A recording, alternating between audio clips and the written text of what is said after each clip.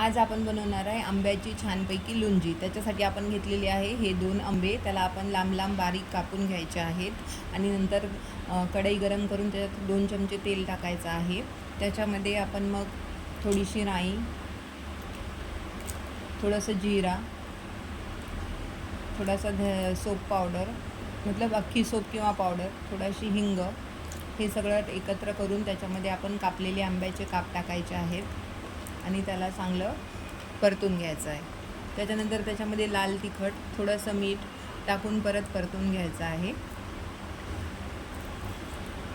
आणि नंतर त्याच्यामध्ये 2 कप पाणी टाकायचं आहे आणि नंतर 1 वाटी साखर टाकायची आहे आणि त्याला छानपैकी परतून